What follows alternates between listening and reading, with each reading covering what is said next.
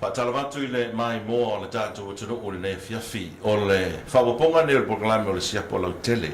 pe a fo I o na fofola I le tele o a fiafi te tasi tātou proklame e whai a lau whamasilonga o le proklame fo I nei e le whaaleanga ina le proklame nei si tamari anga o sta ngata a le proklame le nei e whaamana malama ma tā upu issues ina ia e mana malama le tunu o na whai a leo lau filinga o fere me te manui ai au fere me te iloa e te le manui ai peo nau tāua le proklame le asolua na se mai atu nei o le fiafire nei o le malo whalolongia o le tātou proklame o le fionga le li whaipule o le tū malo whale atalua na o le paua le o le sui e leisa na whainga palota I le palota tele le atinu ia au so le tau sai mai ale atinu uweng so ia lo whaatala whatu le atinu whaafatai mo le whaanoina o lo taimi ia I le wala watu le tātou proklame ma lo se fo manuia ia so I fo la le lau fionga so alo aftai fo le lo fo le tu un fa na mo ne filo inga ne yaso ia le masan ia ia si le fia pe lo pe un marte mo ne wo mai proklame ne ia e fia le nga ina ia fai pe ona fa so ia I mata o fo ia nga mo le tunu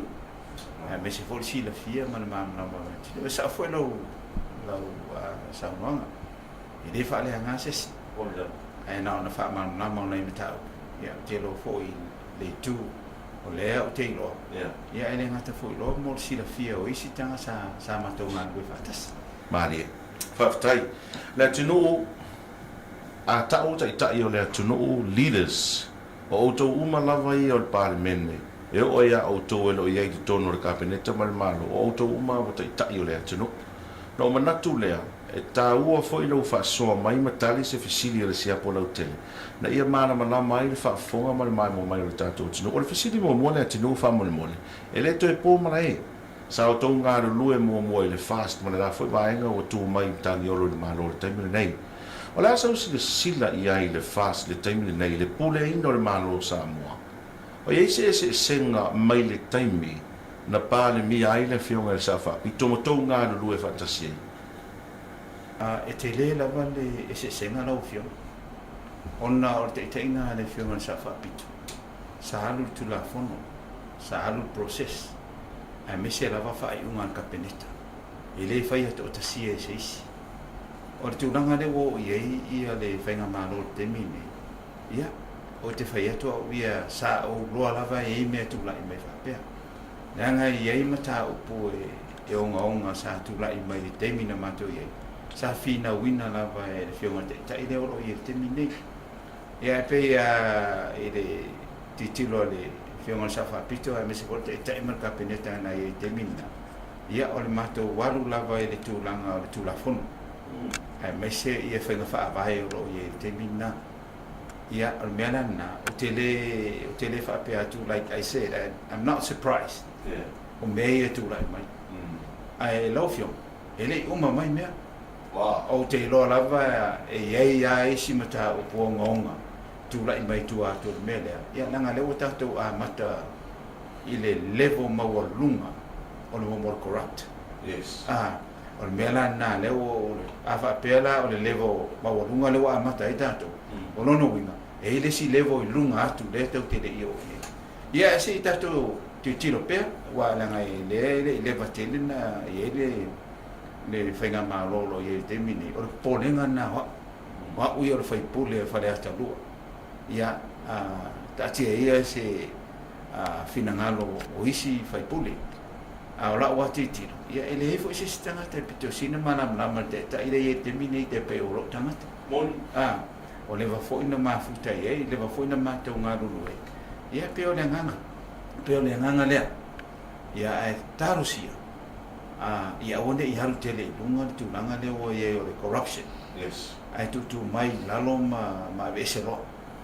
ia pe o le tali atu le lo fio me lau fafsili utu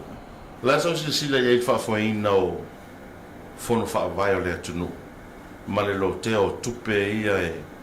taxpayers ia sa tu fono fa vai wa le o manino e tele o te fono ai na o oe e le se palota o le te fono foi si sui fai pule le tapipi mai sui fai pule tutasi o la sa si sila ye fa foina fono whaavai ma tupe ale atunu.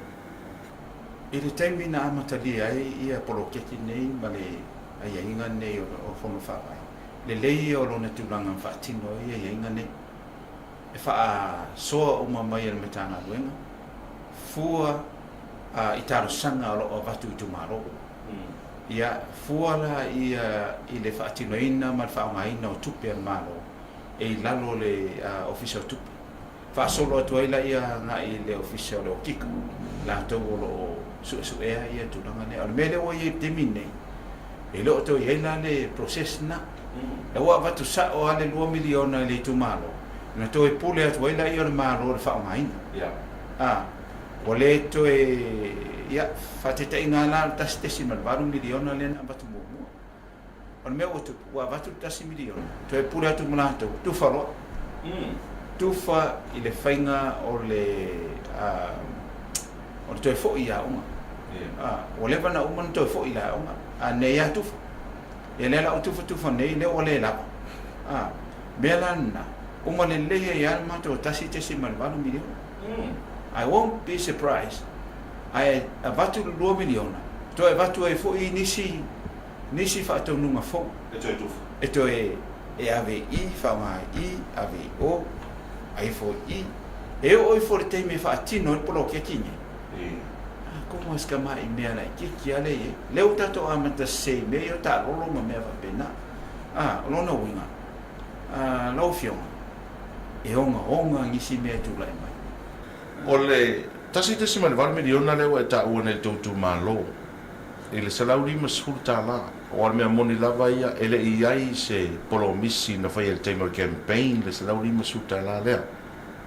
O tofu salauri ma sfuru le tautu malo. Mo se fia ni tofu. Ya mantu vol mantu tu malo, salo la tala tel sfurto lu afi. Afa pela sfuru afi len tu fai. Ya lu le 1.8 million. Anga le 1.2 denga baku mo. Elongo winga la. O le ele i ato toa uma le tu malo tu langa le. Ia na oso mai no la i o isi me fa fo se ia no mai tu ton. O le si fo me. E te tauna fai alongi o le mako o le mato fono fa vai. Ia alongi nga ia te fase la o tanga ta me se fo le alongi o le te fono ai di ma se la. E lono winga. O te le o lo pe fa fela na tongi ia alongi. Awa e uma le ale tasite si ma le lua le tu fai. Ale te lo le wa na wa e to tanga te io. Pa popolola i ma me na fai nei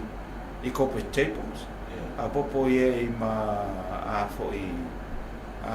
fai ngata lolo. Saunga mea.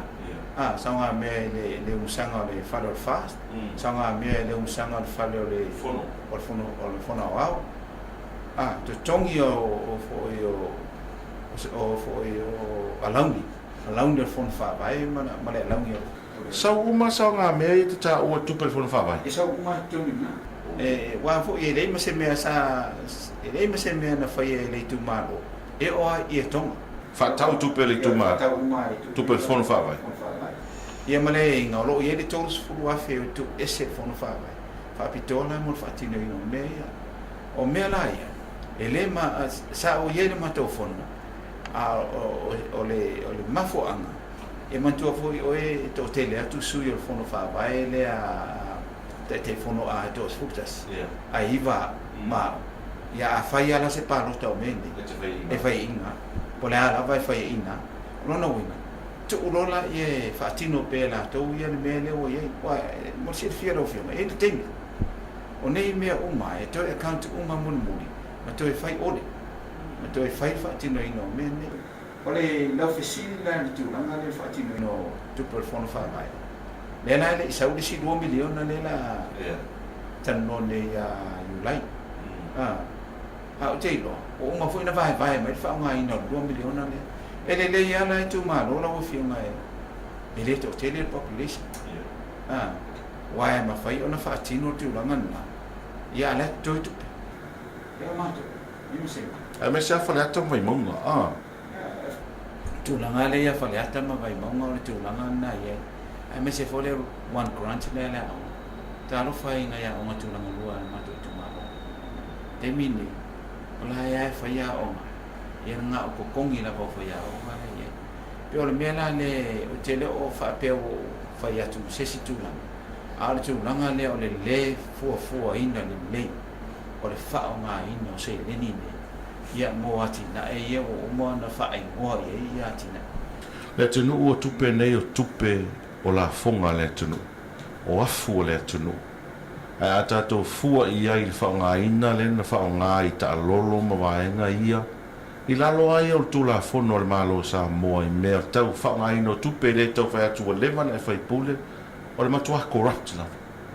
e sa o le fa pu e o tasa o le ia la so no o le mitanga nuenga le o te nofo mo o lo fa tu ia tanga nuenga tupe mana mitanga nuenga le o le o kiko o release na to le tupe tua o le fainto e apa mai el process ai se ilonga lava la fa ia tu le poti va tu ton a fa pela fa ia tu le poti le tonu ai le satisfy la ia mitanga nuenga i tu langa fa peni ia o ia pula mitanga e pula le mista o lo ia te mine e pula e foi mal fanga ma lo ia te mine o lo no winga la a fa pela e se fa le tonu le poti ni e alu fa le tonu wa ele mafai ona sau to tonu mtanga renga o tupe fa pe me ya me tonu fai mele e foi lo e lo ma no role CEO o le tanga no tu pe a le usta ia mele fai tu o le sia me pito sili no pole e lo fio sau fa e tonu man lo ye sili I me ni o le lo ye sili o ye na final say ile fati no ino say ni ma me fa peni pe ati tilo atu abuse le fa o ngai wa fo o ye to yo o ma ele le tu la fono i tu na fa peni ai fa pe o la si la tu lo ye sili la va le le o lo no wa te le fa le to e pe o le talia tu le lo fa sili lo fio whatever na e fai pule sa ia foi to tonu le vanga fa pu fai o lo ngai al malo le HRPP lo fasili atu le por ma por kala mele sa tuai in history o le HRPP na yese time na ask ai le HRPP se bank overdraft fa mai le ai ala sa was le sila ia e matango fia nei me o tupu mai e uia o le wa mai le press statement na le malo e pe e tau fa matala mai ai le mafai ona ave e se ai le me moni ma le truth o le tusi na saini le minister al gabinet o le a sausi le sila ia i fai pule ia o tali vave tu ai le tupu mo o lo tau sanga na lo term tonu ne e la su lima o tau sanga tonu pan e le tupu la te me le HRPP e le tupu for te mi le ma to ye e le mai ma vai a me e lua primeiro sa o tu ana le expose mai el sabo observa le tusi le na avet bank e tau te o pomisa ya tau te le lo Morning a mela le tu so le o to e double down le me o se le o ko mai ko defend le tusi te pe ya for sa no na ale newspaper na silia tu ile mista a ver mista na te le lo se me a fe mo le lo se me o le sai ni tusi lo no winga o le nganga na sai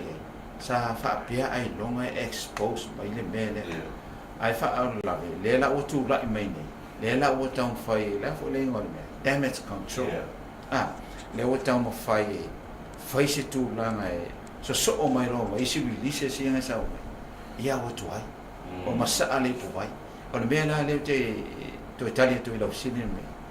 le fai tu se le fa e matanga le tinu ele matanga o fie se fainga malo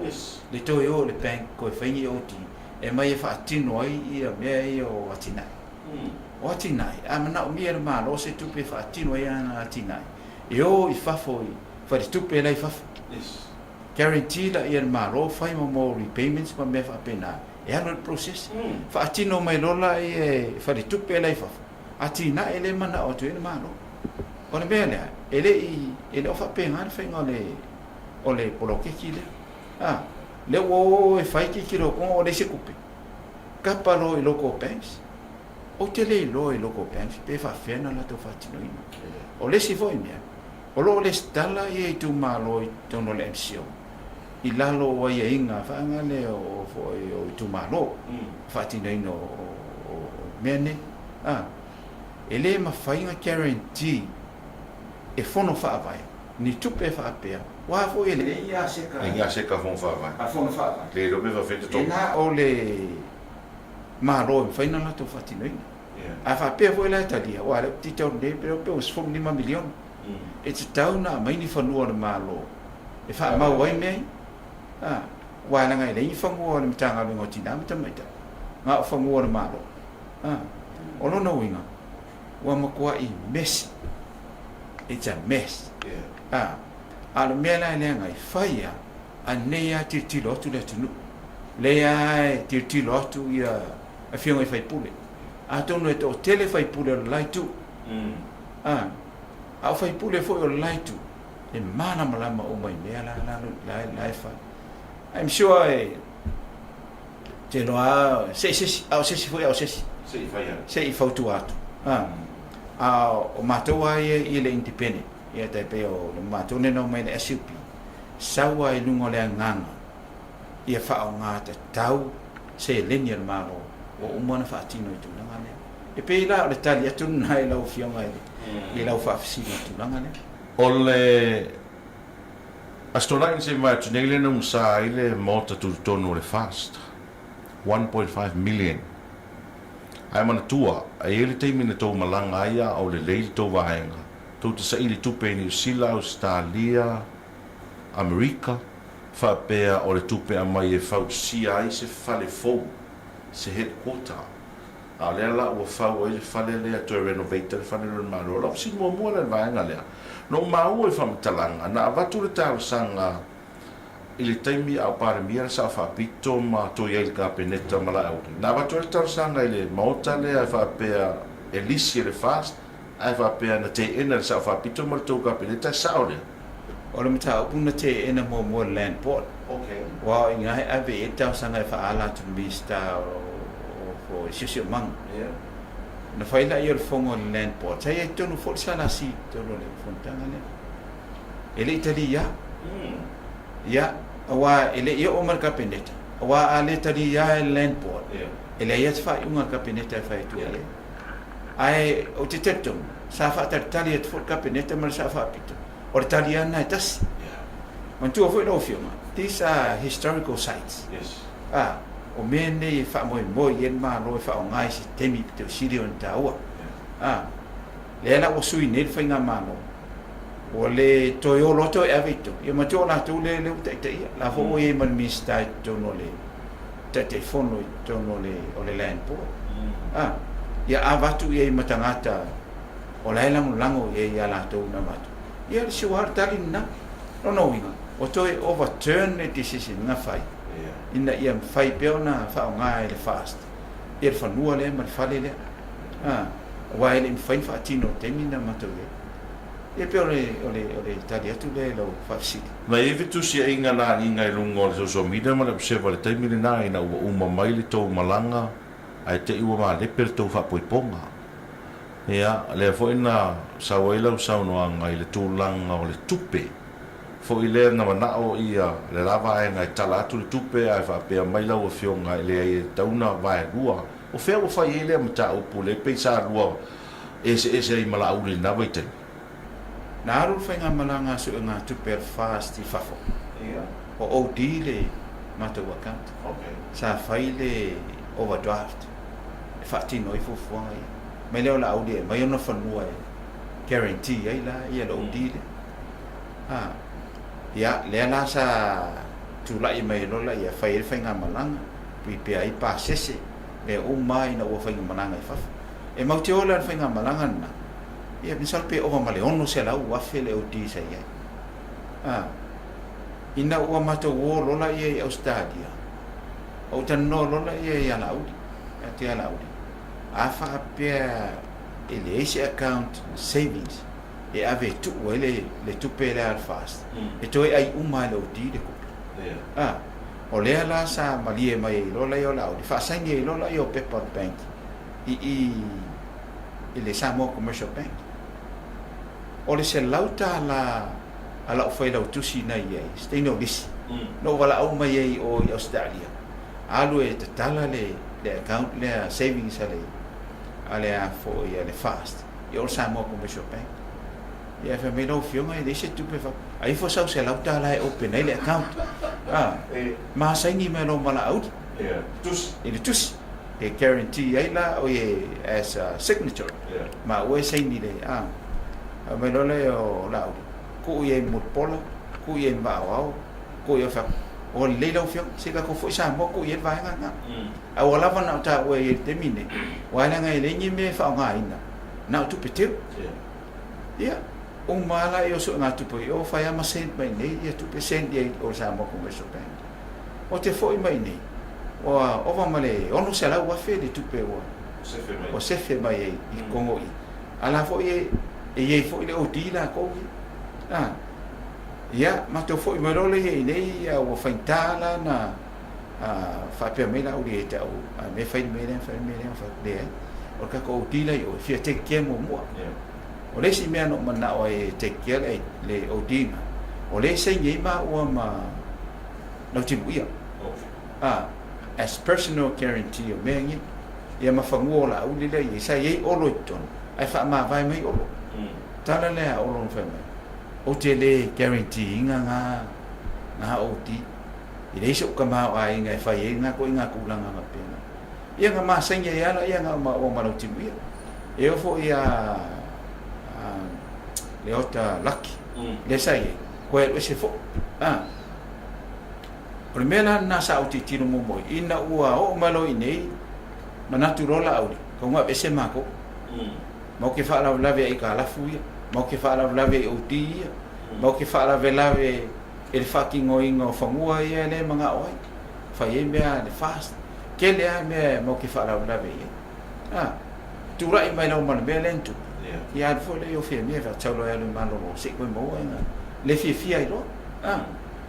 o le me la sa mo nga fai ku si ma de banki e te o ma la u le sai ni ele tu stupid lo fio pete ma liema e tala umar tu pele ave tono le account le ave con le account fast le si account na le o kusi lo bank pa ko le bank kasian me ke malia sero mo le oti ile savings le nga fai mai o mang sero le oti ave ese mai ya fafo ave ese mai no timu ia fafo ko e role lu se la wafi lu se la wafi la ne o fa ko we all entitled to the 200,000 o ngole ma ko mi skala is full lima sa o me o mai me gi ma ko a inga le ngoi foi o so songi su na ko pen ai ku si met bank ele ka dia la u di le bye ngale kalia la u di le aver ku pe zero le account le uti ai nga ke le kalia le vai luon lo se la wafi ia sauro man lo ia sidi le we ke minye le sa fo i sa lo ia ya la uti kusi mai e kia ma fai mai o le ai entity le o fast ele ka ape o konga wa besi aku ia ele se me ia kusi mai man bank e fa maru luma e ave umar ku pene o ia la udi manang mai o le me pito sitting tower ia mama tu sai wa bese le etala o uma se langa se ro uma fo il mato wa fu matina inga o me uma sa mato fai e ulava o le au mai le banki sa ele ia fu fonga la mato wo tu la fono ina ia mafai ona ia a o ele fina ngano te tai mato ta tie ro fa pena ta tie fa pena a fa pea la teo ora tu o tu pea na ia o tu pe o afo tangata sa so so ani me ele so so ani me nga ko na so so ani mo mai mo ma ko alfa la ia le a me sidia la o mga sero le oti ave ese mai ma o ma ti buia le sa yeto ta ti e pe la to yo a ko yo la ko fa inisi oti yo la ko wala nga ia pe ole fa manga na le ole fsi mar tu pe le sa yo te le lo ai wa ave bank ia la to ia ni se me o ye Malo fa tai le tino ta wala wala fi ngalo ina e fa mal malama foi mita upu ne e wai pe o isi mita upu ia sa ru wina ile loto i fale o le fras na vai taimi o oil fai pule ia le vona e ta o tele tau sanga su lima ne o tau sanga i to no pa mene o oil fai tangata fai business tele tau sanga na fai business mo tele i o pa mene tu langa tau ta mau ai ngone atu no mo me tau tupe fa so sa mo mai le malo le taimi nei ma le o mai o afianga o le taungata o le suau i tau. O iai so popolinga. I le ono collapse po o le ono a whaina o le tamau a inga o Samoa i le malo. Au ti tira tu si i lunga o tau pensini da wai. Le sa mato i te mina o lo ta lama sene di foi to ta la. Le wo o le lima ta lama sene. E o tu le masina fo. I le lopo ono. O ina e fua i eri tau o soifonga. Wa e le whainga whea vea i mai ia o roa mai atunu i whafo i Samoa. E le wha o nganga pensinga o wā. E wha pēnā fo i la marwa lele. A mai fo i nia tātou o roa mai wā lele mai le freight. E si i fo i runga. O le tūlanga le o le matua i o popole. A o le si fo i tūlanga i a le whaia se fuafuanga na malo le plan. E te tau o na whesoa soani ai le alu lunga o le tau o le soaru. E leo tātou na mafu ai. E leo na malo na mafu ai. Na mafu o le tau a Iran ma a o atunu uma e iei a lato plan. Pe atu tupu mai mea i atunu i fafa. Wa o mea ia e le whaina control e tātou. We have no control over it. Pau tātou mea whai o le fua plan. Po ani whesoa soani a le malo e mawhai o na ave e wha mai e lalo tau o soifuanga ma ave e lalo tau o pensini a watua la ia o le wha te inga momu o lo iei le fio levi al malo e droa mai i pensini a le ase fina ngalo malo a o tele intupe al malo te pio tūlanga lege a ve ese fio levi a ve ese le fio levi le tūlanga na iei ma tūlanga wha pena whai nisi plan e mawhai e o na whasoani matanga luenga malo me esa o izan malo a woto e whātau en tāwani tu mai lalo ia le spending ina ia mawhai e o na whātukanga ia mene a whāpea o le alua le alua ta alolo whainga o a fo i o sanga o whātu a watu tu pea whono whāwai e whai e kope tables mo mea i o sua ngā tupu. O mai mamatanga luenga e whai ala ko kope teko si mea lea. O le matua i te leo lea whai. Leo te whai atu lau fio.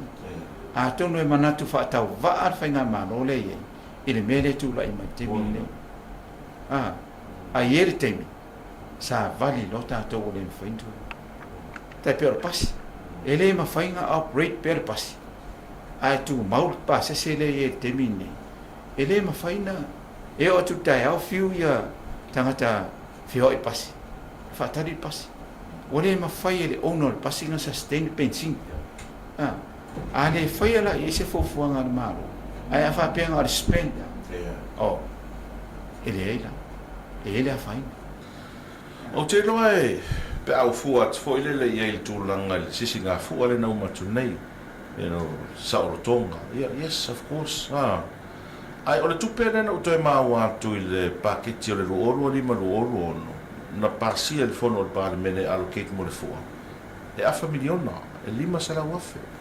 Ia ai 5 miliona len sa no le te tai sa i le fua le. O te noa pe ua fai si sao o le faalu tupe a o lea tele tatou mafatianga o ia i le tinu.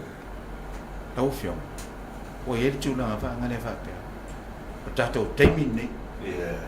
Po lea tātou. Po lea ane mea te whai o tātou o mako.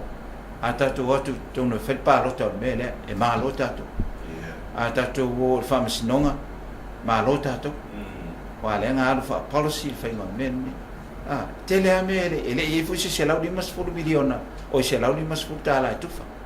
Mea fau uma mea ia lea wa mai. O lona uma. Walu le mentality le ala ufio. Tātou le wo e whainga malo. Tātou teimi nei, tātou puli. Al whala wala le tinu. Ia a tonu e sa. A o le safa le tunu. o le safa uma to ya matatu matanga lau tele o le me pite o silin matautia o le safata to nei upo o le safata to nei samo ala e fia sa pora si o mai fa o mai o fu ko pe tapes i ai fia a mai le pasi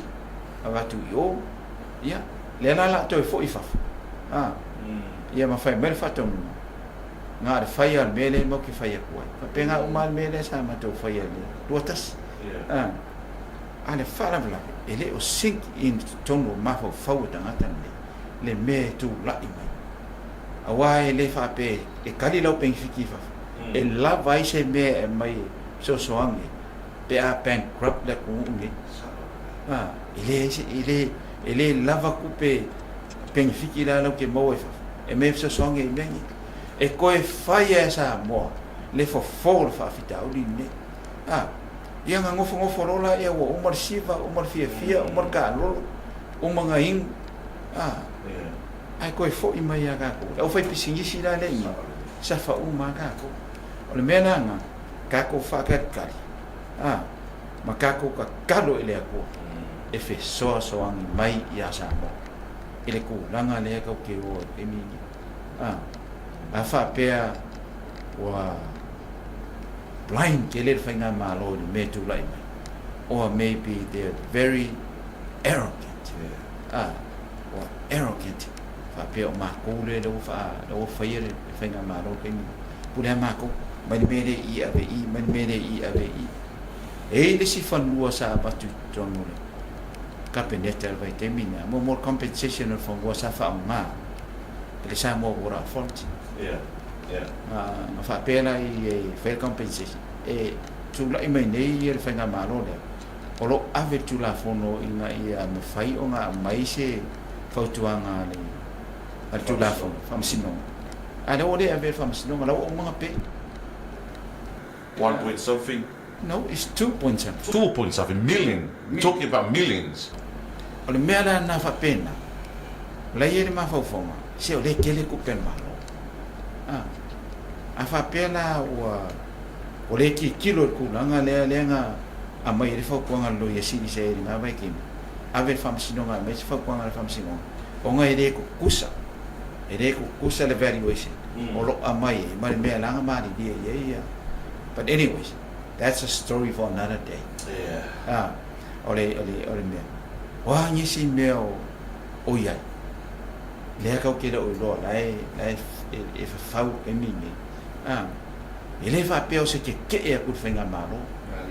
fau ko lalo a fa pe wa blind na ko le lo me o la to fa ya se yang o mai se ko la almenia a ko lalo a fa mai tuition ne me yo ye ngo ko o foi la ye bele nga mako umai rosfu yo lo ko inga fo ya amakangan mengi fa ko kuma ko lunga fa ma confia me la odi ma olo tuition ale sa va ko lan ya lela wa adu esera ya lo ko ale o sauronga kali ile ke mimi ya le o ko tuition da ngai o ko vai nga mela nga le o fa ko ya fa o ma to muri wa le sime o kopu le fio ka ya ma ko mo o lon fie me o ma to le muri me le fa manga o ila audi se mo ke le muri se me mo ke lo ele o garfia nai man le kusa pe o ke ku ko kasi nga wa u me ku ko kasi pe ai lo ma fa le ele o sa o me la fa mangaku mo le ku or mangaku mo paki war paki e ado wa umar paki ya o le sime inga o le pasia kalan mako yo lo ko inga fo aman la ko ku le ngana ngoa ko ngola ko e ngone mau fa ko yo mo la audi lango ai nga ku wa se ya ru per kalan ku pe ngi vai ke ko ngoa e ke le swing ele lope umai for ke minga o lava sau ia le cha pipi la ko sau ni lava sau ia ko e marsapi la ko sau ni eu popole mai ma ko ko fulli mai le popole yo ya na udi mane ma le lalo langi o ka langa i ia le la o ka ko o ku langa le o ia but anyways ia ele kau kere ko fea o me o ngai kua ka ko ngai ia ngai luma ele mele le i sa mo ma le ele le ku mo ma balonga ka mau ai Faftai tele ale tinu tulanga pena ile tra normal fa soto tasia la ofisili ma fono ba tour city al tupe sa fata no so ta ile foreign affairs in New Zealand po wa o mai le tupe pele ai a le na manino le tali mai le foreign affairs na o mai le so so fitu me lua felus fu lima o no winga na o mai le tupe ele i maleper to vai na ye te wai o feo is tupe le olai o le official treasury tu na mai le pepa ale MNRE wa pe ola tole le nga pe mai nga ile competition na mai la i o le pepa i tu no kapineta le vai inga o le tupi wa le fofonga nei o sami samo afa pe o nga tai fale o safata ala ya fia uma ya sabo ato na mai le yer pepa i tono kabinete te mina e yer tu pe sa fata mo e foi ma tu pe ave fa le ia tina el malo ma tu pe fa le e foi a lona a sir se manga e le ave umas full miliona yo e fo nei lo fa longo atu se full miliona le la ave masa fata ona o to inga tala vanga li ia wa fi hero fi le ya la wo yan fa ma vai ir fai puli ale wo uma nongo winga e koe ave le si pepa ka penyeka e koe overturn le pepa lenga ye ko e fai e vai ngor se fulu miliona nga mai a fa pela o koe fai se si pepa ka penyeka fo e overturn le pepa wo uma fa ka kia mo fa nga inga ma vai ngor se fulu miliona le ale o ye na ko fo nga ave uma masa fakas fo milion okay loa o se fo fuanga ua so nga fai po va fai ton o to no fo nei ma fa pe so le o ma fa pe pa le ka pe ka mo fa ma ye fa so inga fo milion ale le o mai ta to ta la ale le ave ton ka pe le te fa ti no fo fuanga ne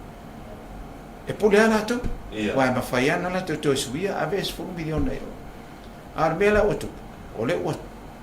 o mau ai to ele spending spree le va temini le la o mau ai to no i mas fo milion o lo nga ia mele o to for toina oi wa mau le ave fa ave ma safat au te lo ele ave o ma safat ai ana fai le fo nga le na vai atu ele e te il temina ina ya batu se fautuanga na talo ia le il capinete no mato i na vai tin e te a mai se to fautuanga vai ngos full miliona le e wana le la ai fa pele la vai to fa ya New Zealand to meses alo no winga ole mai ngor tu pe ni e pule sa mo le o mon fa pule mo le o fer pule no na lua ave o no winga o lo ia la fete na inga se vale for toina a le fa ma vai ai ia fa ma vai nei la ia ne fai pule le o ia sa fata ai le tau o le ala le meto a wa o te loa ana fa pe e se fo ngai e te tongi lo pe lo it's there money is there al mena le o tu money is no longer there. Sa oi. Wow. Fa trile tinu. Ta oi o lau fa so fo ia mesole mai mo mo fa fo mai o tatu tnu. Ai pe a fo no fa ya tu le mai mo fo il programma se po lo te. Le fa le ina il programma se tamari anga o stangata.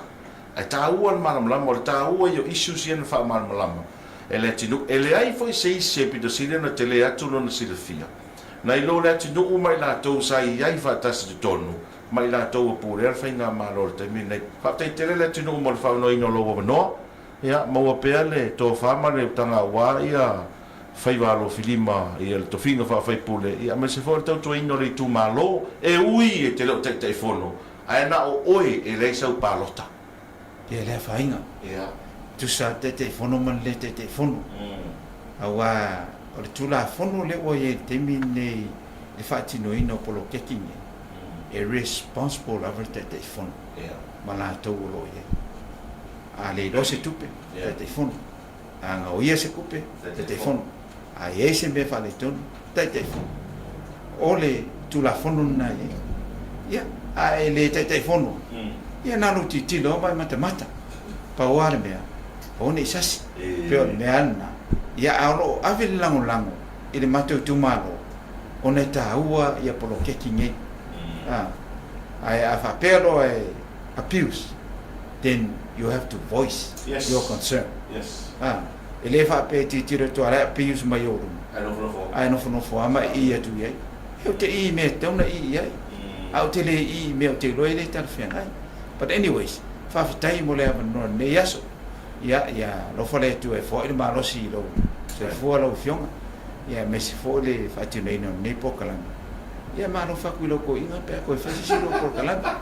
Whawhitai lawa mo le awa noa. Whawhonga mai mo le tunu whionga le tunu Wayne so i alo le whai pule ho le tumalo whale atarua e pio nei whatalanoanga le proklama le siapa lau tele nei a fiafi il te tununga wa malama fo'i ia mawavala ni sonu numi sa yeilo tatu wa tunu e mai se o le whafonga mai le siapa lau tele. Seisi wabobonga le aso lua le vai aso wha soifua ia.